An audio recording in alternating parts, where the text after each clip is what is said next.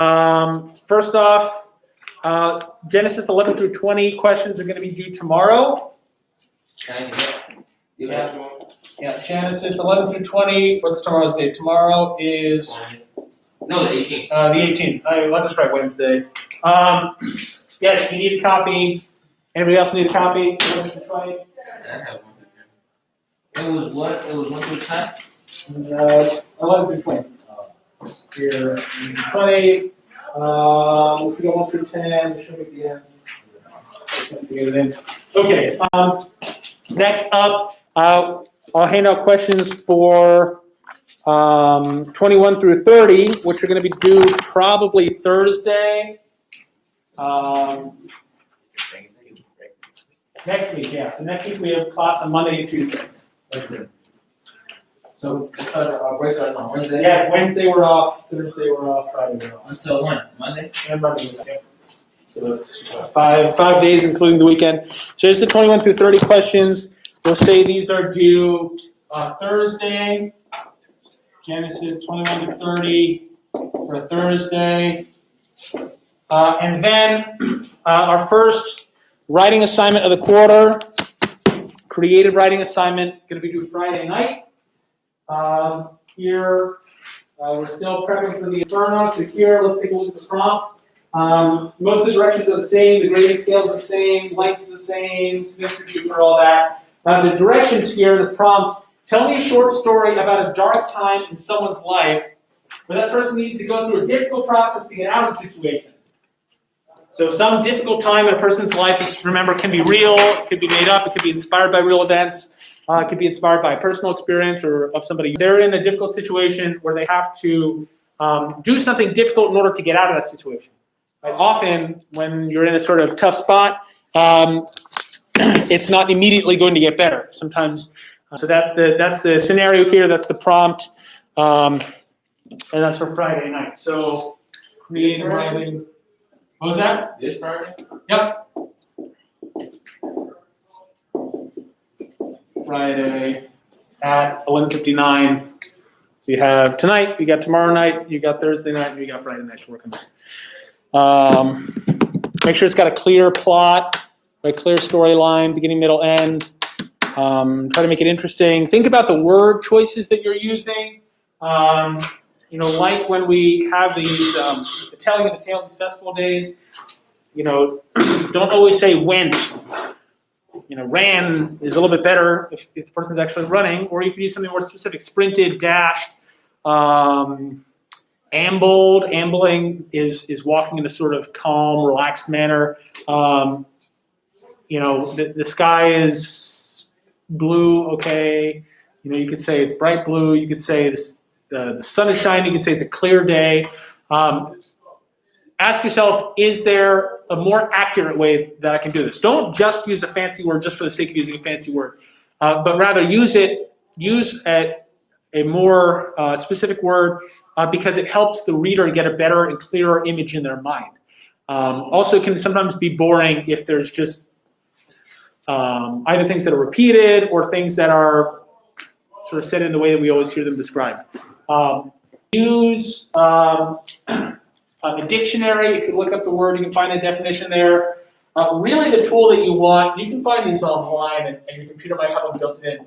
What you really want is a thesaurus, which is Greek for a treasure chest or a treasury. And a thesaurus, what that does is if you look at the word in a thesaurus, it'll tell you other words that mean the same thing or almost the same thing as that word. It'll tell you words that mean the opposite of that word. And so that can help you, it's a tool to help you remember or learn words that you didn't know. Make sure that you actually know what this other word means because it might mean something more specific than you're going for, or it might have a slightly different sense from what you're going for. All right, questions about any of those things? Okay, so you have the, did I give the 21 through 30 questions? Yeah. I gave you those, okay. So open up, we are in Genesis. Let's see, I think we just finished 20, something like that.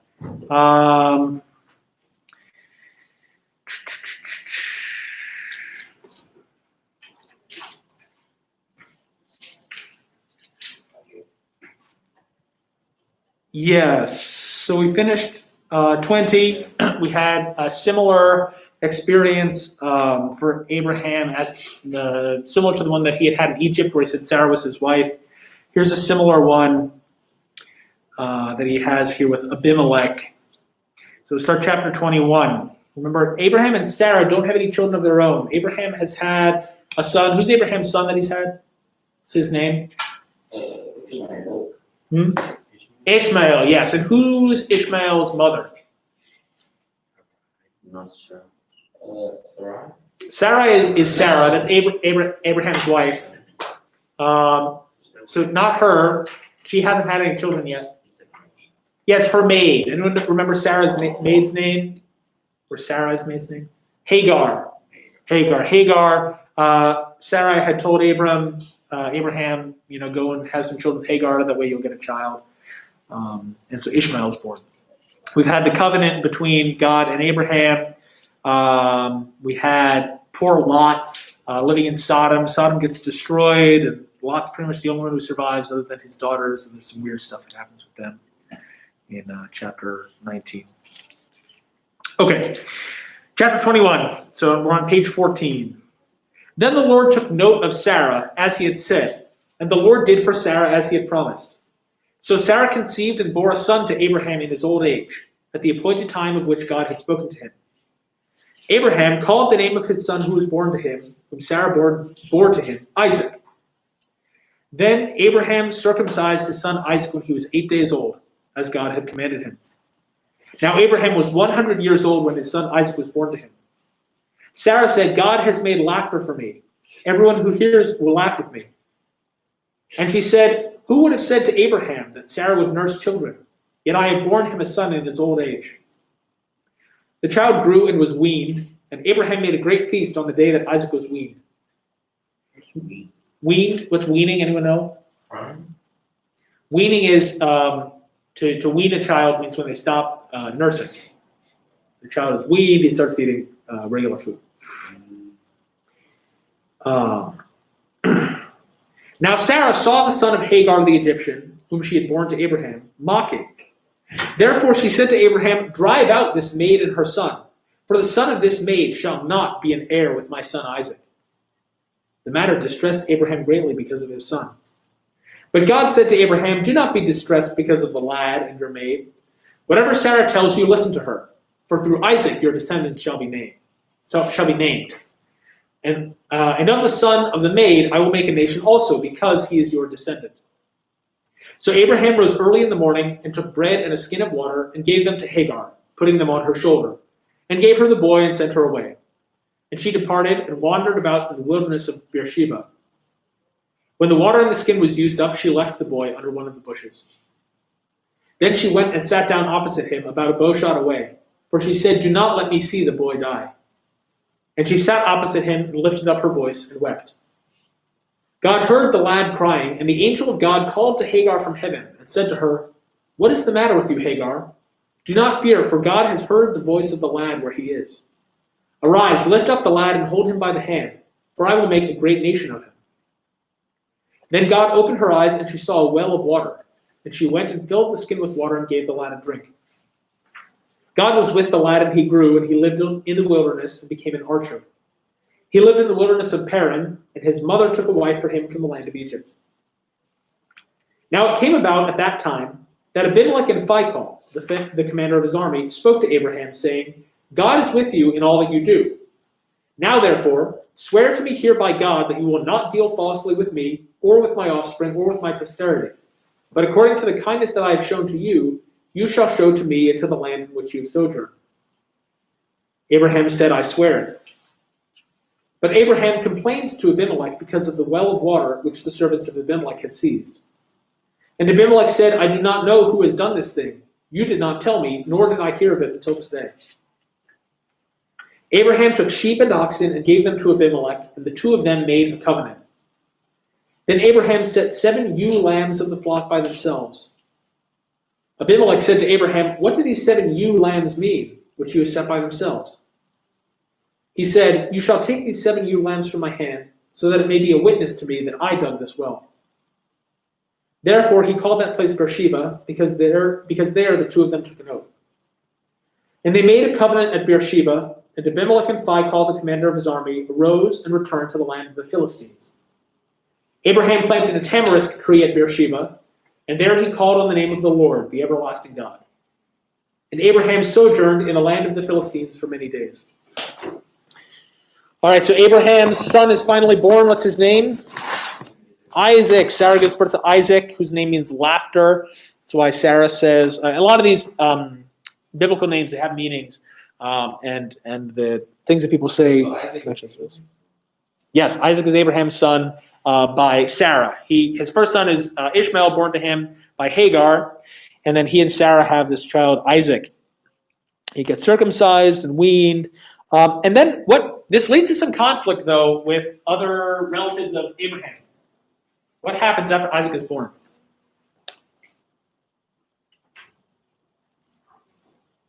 Isaac is born? Yes.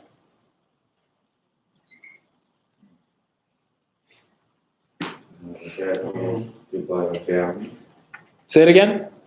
Born, he gets circumcised? Okay, so he's born, he gets circumcised. But what happens after this?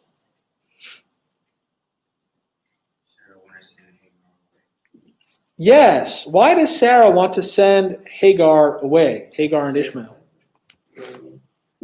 Right. Remember, Hagar had been mean to Sarah after Hagar gave birth to Ishmael, but before Sarah gave birth to Isaac.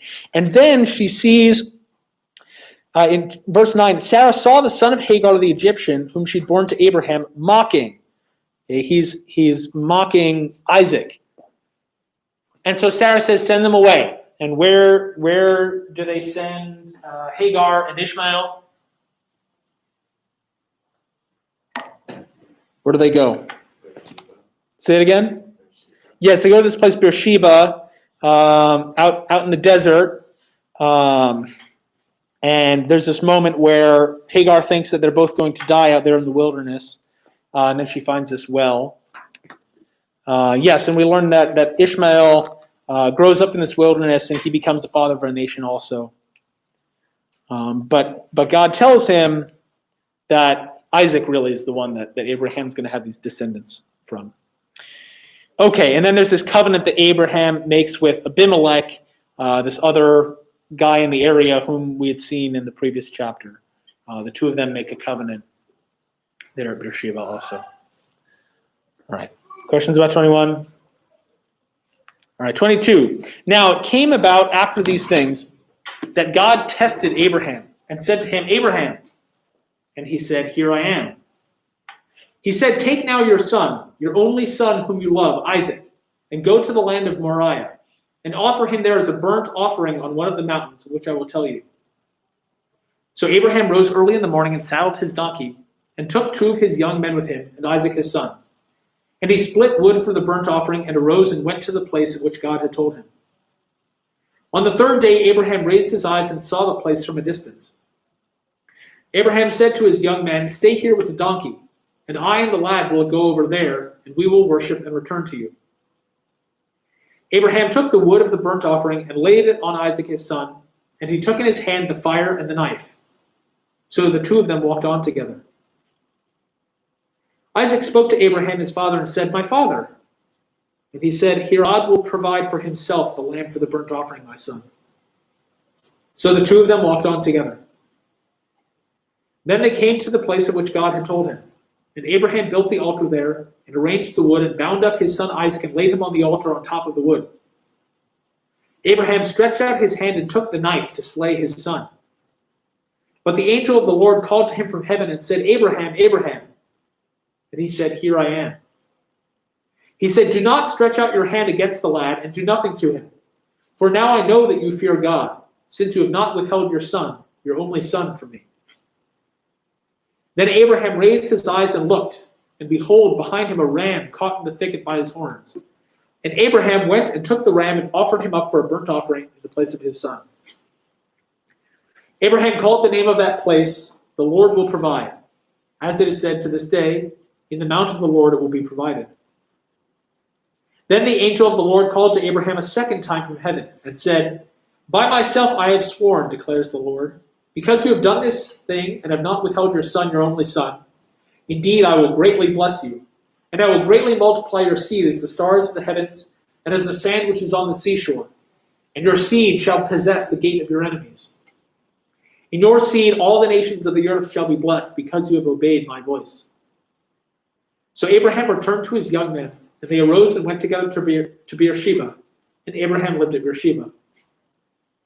Now it came about after these things that it was told Abraham, saying, Behold, Milcah also has borne children to your brother Nahor, Uz his firstborn, and Buz his brother, and Kemuel the father of Aram, and Kesed and Hazo and Pildash, and Jidlaph and Bethuel. Bethuel became the father of Rebekah. These 8 Milcah bore to Nahor, Abraham's brother. His concubine, whose name was Reumah, also bore Tebah and Gaham and Tahash and Maacah. All right, don't worry so much about those people at the end there. These are some descendants of Abraham's brother, Nahor. But in most of chapter 22, what do we hear about here? What happens in book 22, other than that bit at the end where we learn about these relatives of Abraham?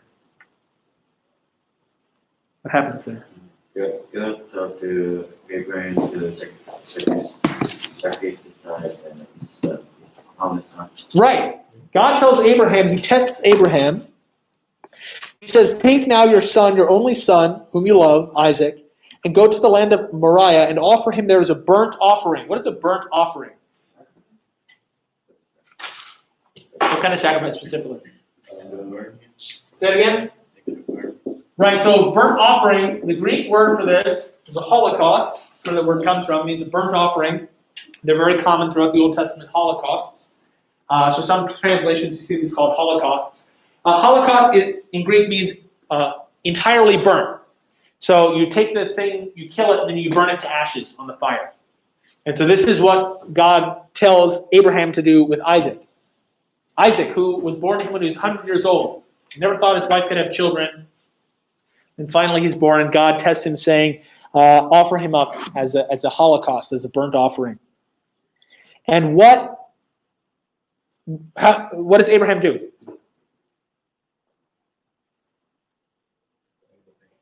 He obeys. So Isaac dies? No, what happens? No. Right, the angel comes in verse 11, just as Abraham reaches out to grab the knife to kill Isaac. He's made this pile of wood. He's tied Isaac up. He's going to probably cut his throat to kill him. And the angel says, stop.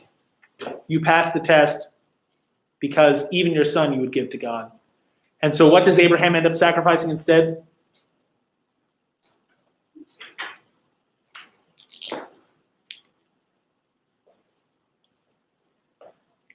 What animal does he see there?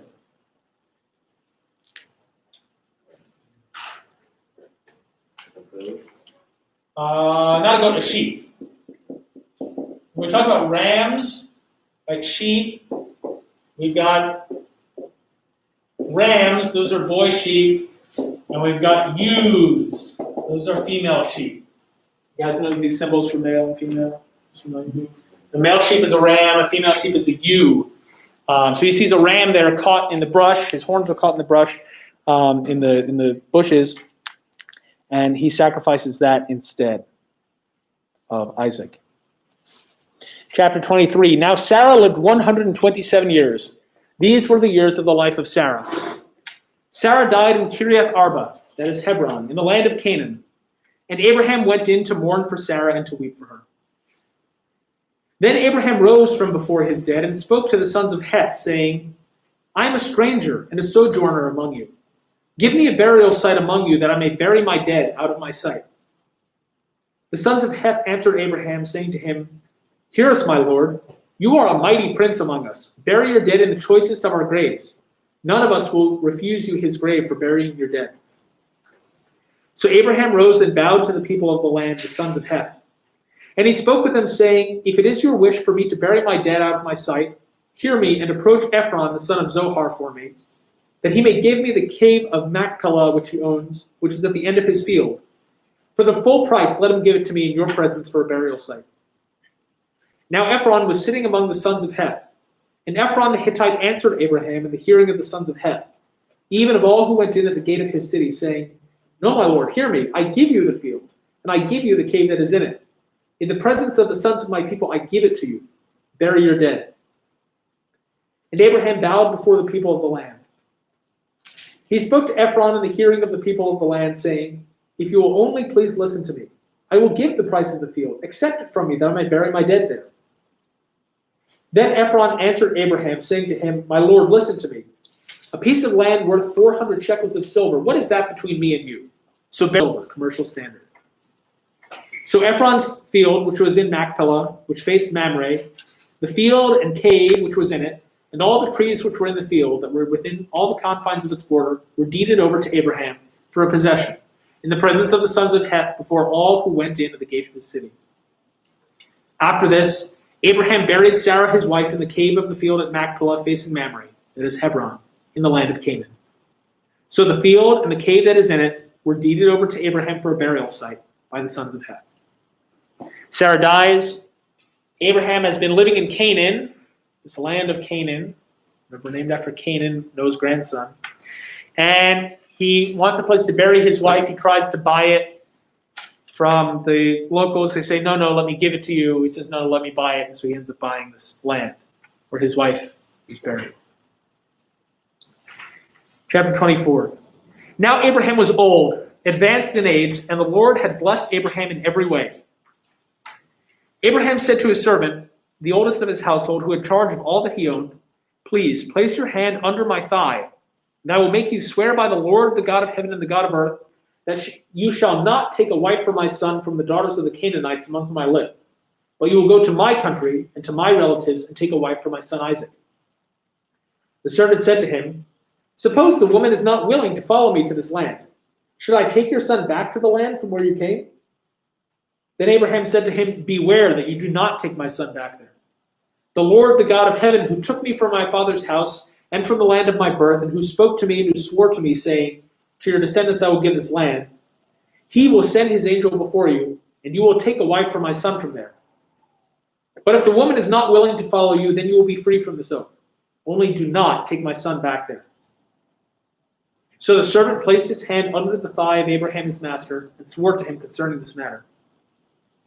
Then the servant took 10 camels from the camels of his master, and set out with a variety of good things of his master's in his hand. And he arose and went to Mesopotamia, to the city of Nahor. He made the camels kneel down outside the city by the well of water at evening time, the time when women go out to draw water. He said, O Lord, the God of my master Abraham, please grant me success today, and show loving kindness to my master Abraham. Behold, I am standing by the spring, and the daughters of the men of the city are coming out to draw water. Now, may it be that the girl to whom I say, Please let down your jar so that I may drink, and who answers, Drink, and I will water your camels also, may she be the one whom you have appointed for your servant Isaac. And by this I will know that you have shown loving kindness to my master. Before he had finished speaking, behold, Rebekah, who was born to Bethuel son of Milcah, the wife of Abraham's brother Nahor, came out with her jar on her shoulder. The girl was very beautiful, a virgin, and no man had had relations with her. And she went down to the spring and filled her jar and came up. Then the servant ran to meet her and said, Please let me drink a little water from your jar. She said, Drink, my lord. And she quickly lowered her jar to her hand and gave him a drink. Now when she had finished giving him a drink, she said, I will draw also for your camels until they have finished drinking. So she quickly emptied her jar into the trough, ran back to the well to draw, and she drew for all his camels. Meanwhile, the man was gazing at her in silence to know whether the Lord had made his journey successful or not. When the camels had finished drinking, the man took a gold ring weighing 1/2 shekel, and 2 bracelets for her wrists weighing 10 shekels in gold, and said, Whose daughter are you? Please tell me, is there room for us to lodge in your father's house? She said to him, I am the daughter of Bethuel, the son of Milcah, whom she bore to Nahor. Again she said to him, We have plenty of both straw and feed, and room to lodge in. Then the man bowed low and worshipped the Lord. He said, Blessed be the Lord, the God of my master Abraham, who has not forsaken his loving kindness and his truth toward my master. As for me, the Lord has guided me in the way to the house of my master's brothers. Then the girl ran and told her mother's household about these things. Now Rebekah had a brother whose name was Laban, and Laban ran outside to the man at the spring. When he saw the ring and the bracelets on his sister's wrists, and when he heard the words of Rebekah his sister, saying, "This is what the man said to me," he went to the man, and behold, he was standing by the camels at the spring. And he said, "Come in, blessed of the Lord. Why do you stand outside, since I have prepared the house and a place for the camels?" So the man entered the house. Then Laban unloaded the camels, and he gave straw and feed to the camels and water to wash his feet and the feet of the men who were with him. But when food was set before him to eat, he said, "I will not eat until I have told my business." And he said, "Speak on." So he said, "I am Abraham's servant. The Lord has greatly blessed my master so that he has become rich. And he has given him flocks and herds and silver and gold and servants and maids and camels and donkeys. Now Sarah, my master's wife, bore a son to my master in her old age, and he has given him all that he has. My master made me swear, saying, 'You shall not take a wife for my son from the daughters of the Canaanites, in whose land I live. But you shall go to my father's house and to my relatives, and take a wife for my son.' I said to my master, 'Suppose the woman does not follow me.' He said to me, 'The Lord before whom I have walked will send his angel with you to make your journey successful. And you will take a wife for my son from my relatives and from my father's house. Then you will be free from my oath when you come to my relatives. And if they do not give her to you, you will be free from my oath.'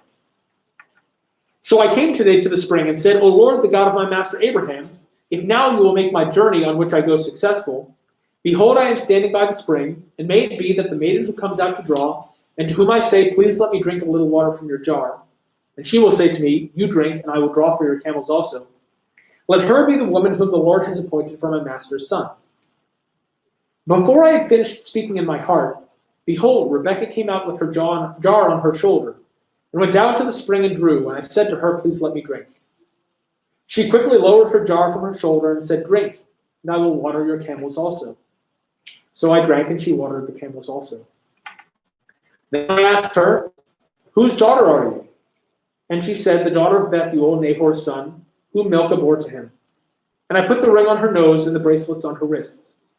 And I bowed low and worshipped the Lord and blessed the Lord, the God of my master Abraham, who had guided me in the right way to take the daughter of my master's kinsman for his son. So now, if you are going to deal kindly and truly with my master, tell me, and if not, let me know, that I may turn to the right hand or the left. Then Laban and Bethuel replied, "The matter comes from the Lord, so we cannot speak to you bad or good.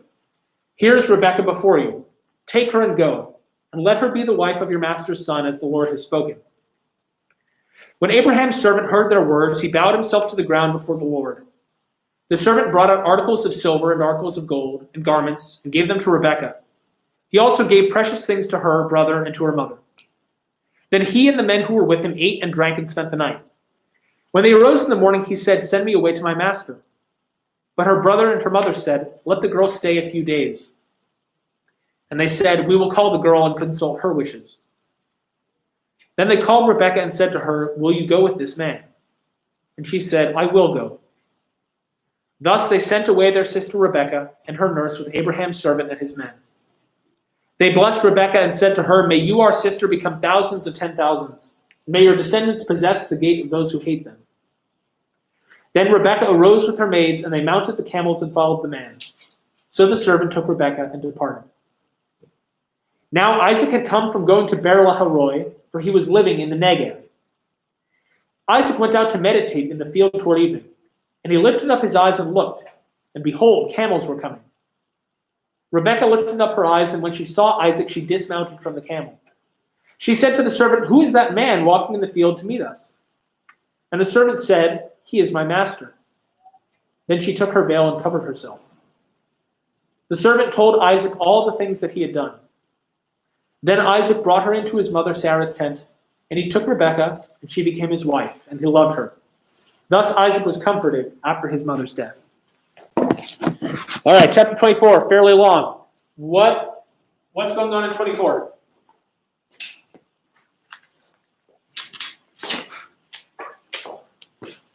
What happens in 24? Say it again? They want to wax. Right. Abraham's getting old, and he wants a wife for Isaac. So he tells one of his servants, trusted servant, swear to me that you'll do what? What is the servant supposed to do? There are a couple different things here.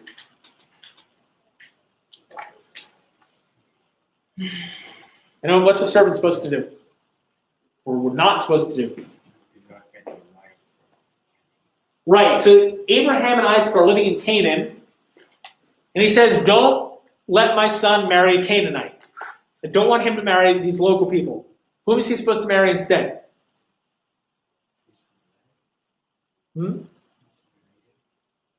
A relative, right, a relative. So the servant is going to have to go back to where Abraham is from, where his relatives are, and find a wife for him there, among his own people. Yes, but he doesn't. Abraham says, don't let Isaac go there. He's supposed to stay in the land of Canaan, but I don't want him to take a Canaanite wife. So the servant goes to, what is the name of this place? This place in Mesopotamia. It's off to the east of Canaan.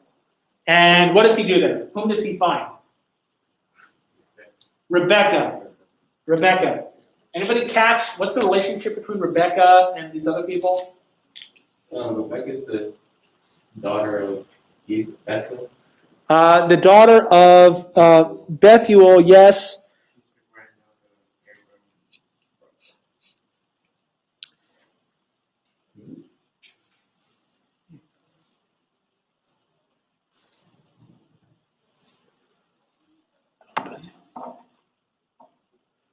Okay. So remember, so we've got Abraham. Okay, Isaac is his son. Anyone remember Abraham's father's name?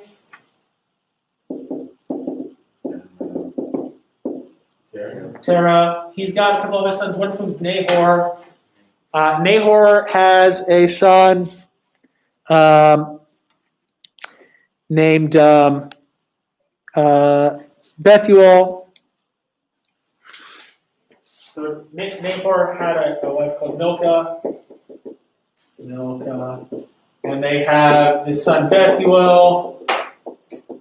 And then Rebecca. You see it's spelled a couple different ways. Rebecca is his daughter. Okay, so Isaac and Rebecca are first cousins once removed. So because Isaac and Bethuel would be first cousins, right? Because they share grandparents, and then since there's a generation, their generation off, so it's first cousin once removed. Is the relationship between them. Yes, and there's this encounter that the servant has with Rebecca at the well. She's going there to get water out of the well. You dig a hole deep enough in the ground, eventually you'll get to where there's water, and she's filling things up there. He asks for a drink, and she says, "Let me get some water for your camels too." So probably she has to get a lot of water here. Camels, I imagine. Hi. Thank you. And then he knows he had asked the Lord for that sign, and then he ends up bringing her back, and she becomes Isaac's wife.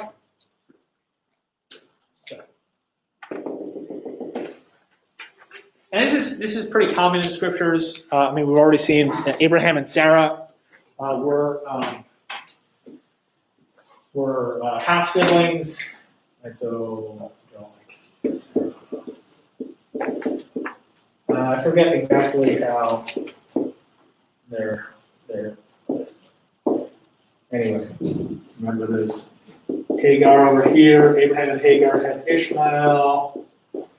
Everybody's related. And this is a common thing in the ancient world, and the scriptures also, marrying your own people within the family, usually not so close as Abraham and Sarah, but here, cousins, second cousins, not uncommon. Would you please get me dress code? Thank you. All right. Chapter 25. I think we have time for, let's see how long this chapter is. Maybe we'll get through the whole thing. Chapter 25. Now Abraham took another wife, whose name was Keturah. She bore to him Zimran and Jokshan and Medan and Midian and Ishbak and Shua. Jokshan became the father of Sheba and Dedan. And the sons of Dedan were Asherim and Letushim and Lemamim. The sons of Midian were Ephah and Epher and Hanok and Abidah and Eldah. All these were the sons of Keturah.